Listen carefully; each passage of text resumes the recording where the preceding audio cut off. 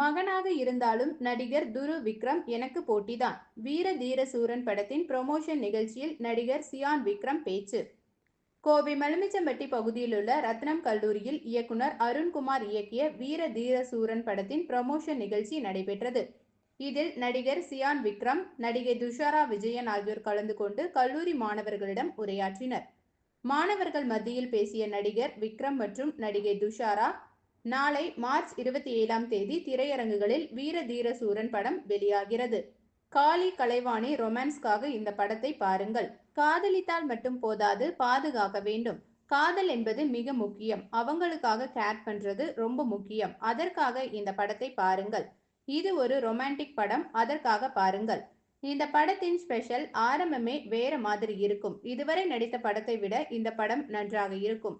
கல்லூரியில் படிக்கும்போது நான் ரொம்ப நல்ல பையன். நான் சிறுவனாக இருக்கும்போது வாடகை வீடுதான்.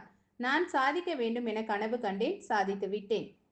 எனக்கு ஒரே கனவுதான் இருந்தது. நடிகையாக ஆக வேண்டும் என ஆகிவிட்டேன்.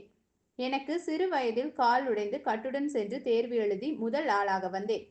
நடிகர் துரு விக்ரம் எப்படி இருக்கிறார் என்ற கேள்விக்கு பதிலளித்த விக்ரம், நடிகர் என்று சொன்னால் நான் பதில் சொல்ல மாட்டேன். அவர் எனக்கு போட்டி. என்னுடைய பையன் நன்றாக இருக்கான் என விக்ரம் தெரிவித்தார். தொடர்ந்து விக்ரம் மற்றும் துஷாரா ஆகியோர் மாணவர்களுடன் செல்ஃபி எடுத்துக்கொண்டு நடனமாடி மாணவர்களை உற்சாகப்படுத்தினர்.